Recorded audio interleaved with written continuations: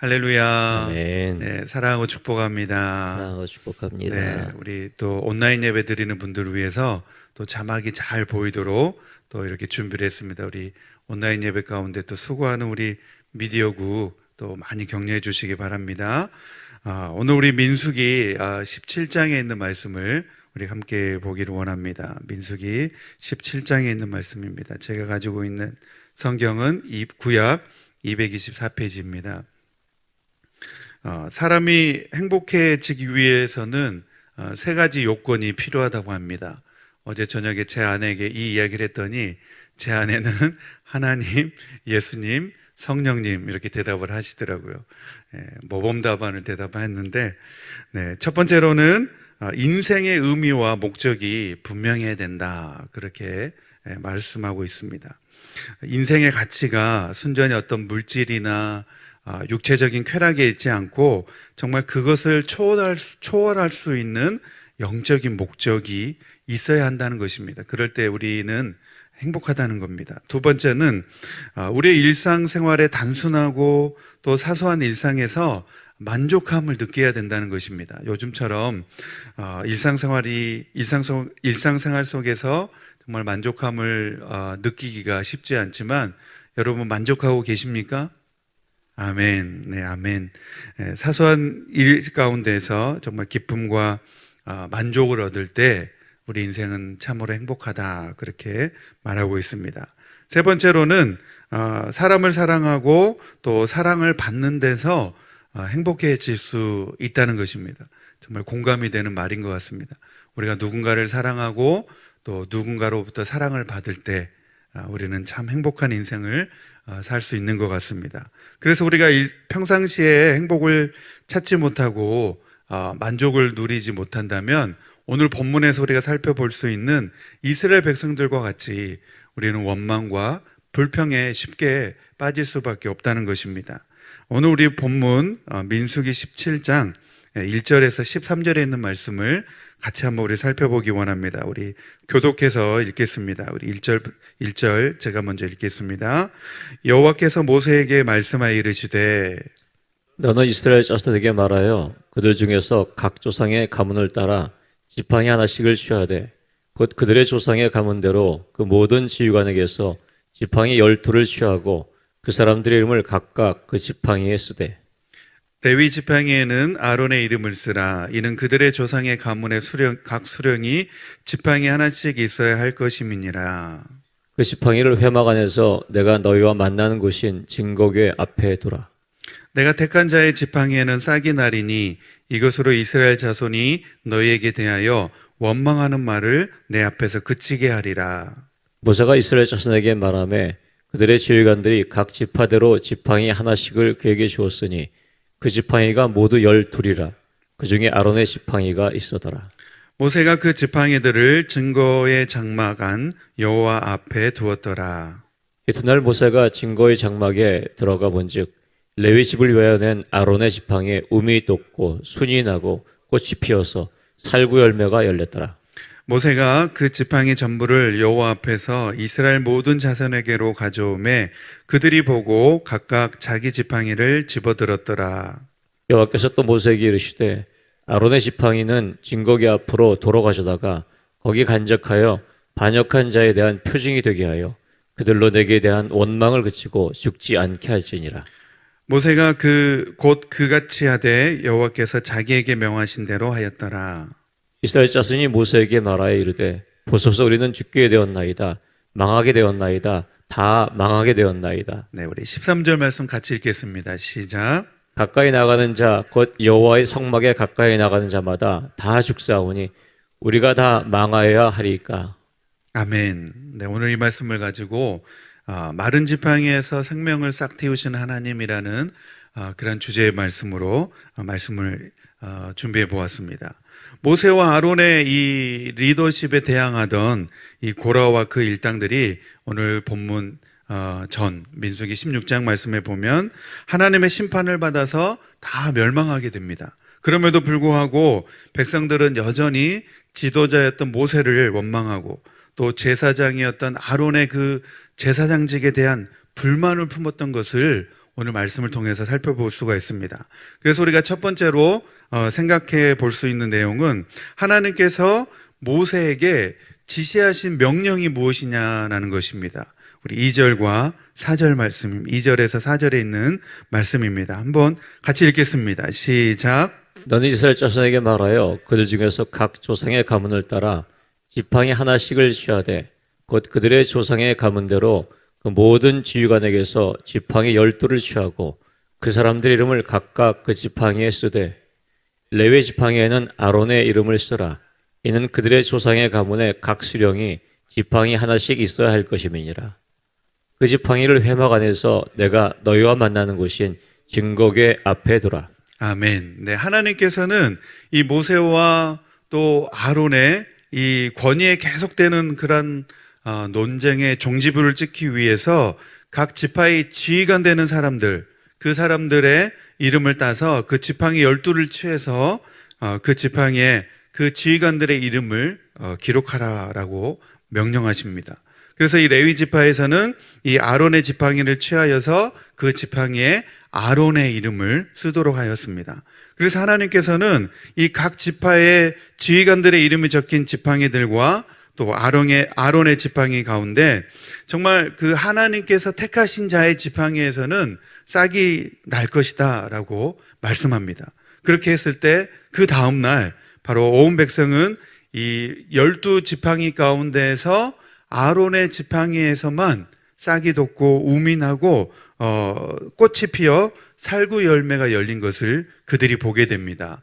우리말 성경에서는 살구 열매로 이렇게 번역했지만은 그 이스라엘 그 나라에서는 이 살구 열매가 아니라 아몬드 열매입니다. 아몬드 꽃과 살구 꽃이 정말 이게 서로 구분하기 힘들 정도로 똑같이 생겼습니다. 그래서 우리말 성경에서는 우리나라에서는 그 아몬드 나무가 자라지 않으니까 살구나무라고 이렇게 번역을 한 것 같습니다. 이 아몬드 열매가 열린 것을 볼 수 있습니다. 그러니까 그 아론의 지팡이에서 그 꽃이 피고 아몬드 열매가 열린 것을 그들이 다 보게 되었다는 것입니다. 이를 통해서 하나님께서는 아론의 권위를 세워주시고 또 백성의 불신과 원망을 그치도록 그렇게 해주셨습니다. 자, 두 번째로 우리가 살펴보고자 하는 내용은 하나님께서는 그렇다면 왜 이 아론의 지팡이를 다시 증거궤가 있는 그 장막에 두라라고 이렇게 말씀하셨는가입니다. 우리 10절 말씀입니다. 10절 말씀을 우리 같이 읽겠습니다. 시작. 여호와께서 또 모세에게 이르시되 아론의 지팡이는 증거궤 앞으로 돌아가져다가 거기 간직하여 반역한 자에 대한 표징이 되게 하여 그들로 내게 대한 원망을 그치고 죽지 않게 할지니라. 아멘. 네, 이 지팡이를 이스라엘 모든 지파에 이제 표징으로 삼도록 하셨다는 것입니다. 아론의 지팡이를 증거궤에 이렇게 간직하게 함으로 인해서 아론의 제사장직을 다시는 이제 반문하지 못하도록 그 표징으로 하나님이 삼으셨다는 것입니다.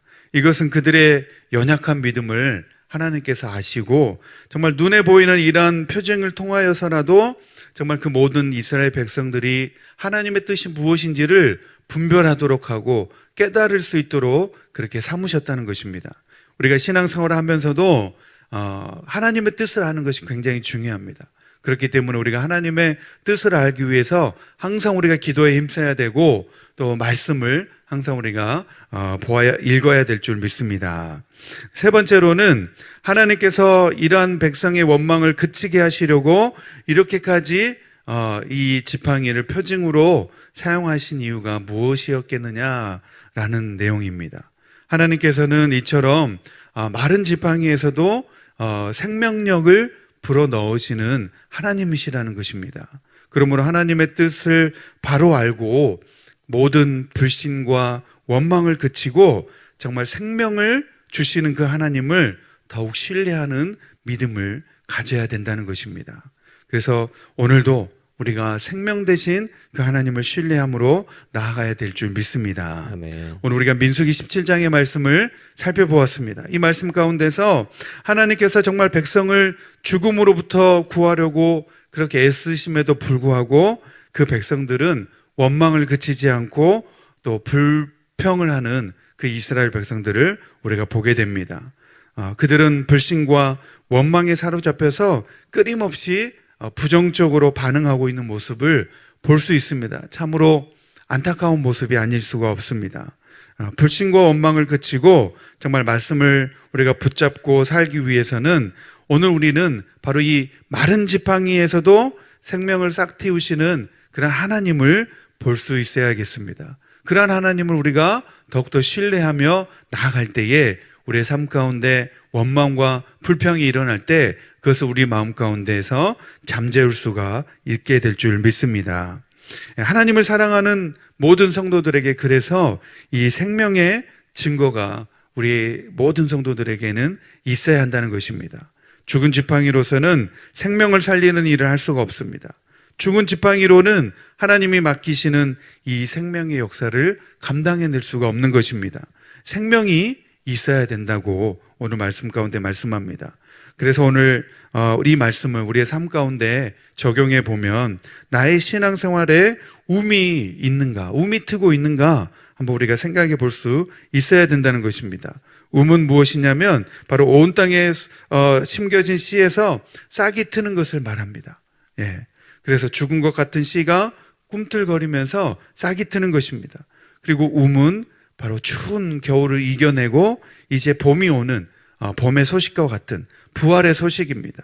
그래서 낙심과 절망에 빠진 사람들이 정말 우리를 통하여서 하나님을 믿는 우리 성도들의 그런 삶을 통하여서 소망을 갖게 되고 또 부활의 주님을 바라볼 수 있도록 하는 그런 축복의 통로가 되는 삶을 우리 모두가 감당해야 될 줄 믿습니다. 아멘. 그리고 나의 신앙생활에 순이 있는가? 순은 무엇이냐면 이 하늘의 씨가 땅에 떨어져 죽은 후에 그대로 있는 것이 아니라 거기에서 싹이 트고 점점 자라나서 원래 씨와 다른 그런 모습으로 전혀 다른 모습으로 나오는 모습이 바로 이 순이라는 것입니다. 나의 옛사람은 죽고 또 그와는 전혀 다른 새 사람의 모습이 나에게서 싹 트워지고 있는가? 비록 아직은 작을지라도 정말 우리의 모습 속에서 이러한 생명의 기운이 죄송합니다. 나타나야 되지 않겠느냐라는 것입니다. 그리고 세 번째로 나의 신앙생활에 꽃이 피고 있는가라는 것입니다. 수는 점점 자라서 그 줄기와 가지를 이루고 그곳에서 꽃이 피게 됩니다. 저희 집에 부엌 창가에 보면 장미 화분이 있습니다. 처음에 가져왔을 때는 막 꽃이 만발해가지고 참 예뻤습니다. 그런데 어느 순간 되니까 꽃이 다 떨어지고 이제 거의 시들어지고 거의 죽을 지경에 이르렀습니다. 그래서 이것을 햇빛이 잘 보이는 그 창가에 두고 끊임없이 물을 주고 이렇게 보살펴 주었습니다. 그런데 어느 날 그 원가지에서 다 이렇게 말라 죽었는데 그 뿌리가 살아 있어서 그곳에서 다시 싹이 돋아나더니 점점점 자라가지고 지금은 이만큼 컸습니다. 그리고 그 끝에서 꽃이 피었습니다. 얼마나 예쁜지 모르겠습니다. 제 아내는 부엌에서 설거지를 하면서 그 꽃을 보면서 항상 행복해합니다. 얼마나 예쁜지 그 꽃을 보면서 늘 행복을 하고 있는 모습을 보면 저도 마냥 행복해집니다. 네, 마찬가지입니다. 생명력이 있는 것은 움이 돋고 싹이 자라서 꽃을 피우게 되어 있습니다. 그 꽃을 인하여서 나비가 깃들고 벌이 찾아오는 것입니다. 마찬가지로 하나님의 생명력이 있는 우리 모든 성도들에게는 이런 꽃을 피워야 된다는 것입니다. 꽃은 향기가 있고 아름답습니다. 그리고 내 자신의 신앙의 인격이 바로 이러한 아름다운 예수님의 인격을 닮아가서 이러한 신앙의 향기를 우리가 주변의 사람들에게 나타내야 될 줄 믿습니다. 아멘. 그리고 마지막으로 나의 신앙생활에 열매가 있는가? 열매가 있는가? 이것이 굉장히 중요합니다. 성경에서도 보면 신약 성경에도 보면 예수님께서 열매 없는 무화과 나무를 굉장히 꾸짖은 모습을 우리가 볼 수 있습니다. 열매 없이 무성한 나무가 있습니다. 그것은 무엇을 의미합니까? 신앙의 연수만 자랑하고 직분만 자랑하고 신앙생활의 형식만 자랑하면서 온갖 목에 힘이 잔뜩 들어간 그런 모습이지 않겠습니까? 우리의 신앙생활에 정말 열매가 있어서 다른 사람들에게 생명이 되어주고 또 하나님께 영광을 돌려드리는 그러한 우리의 삶이 되어야 될 줄 믿습니다. 아멘. 그래서 우리 이 말씀 가운데서 정말 과연 나는 예수님을 믿고 주님 앞에 나오게 된 사람들이 있는지, 정말 나를 통하여서 정말 구원받고 하나님의 자녀가 된 그런 사람들이 있는지, 그것이 바로 열매라는 것입니다.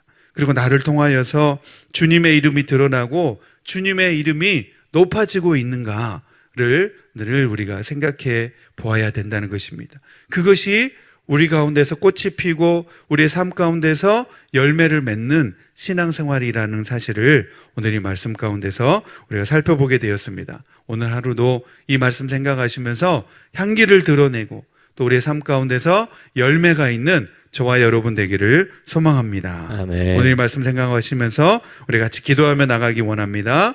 또 여러분들이 가지고 나온 기도 제목 놓고 또 기도하기 원합니다. 우리 주여 한번 부르시고 우리 통성으로 기도합니다. 시작. 주여. 하나님 아버지 감사합니다. 이스라엘 백성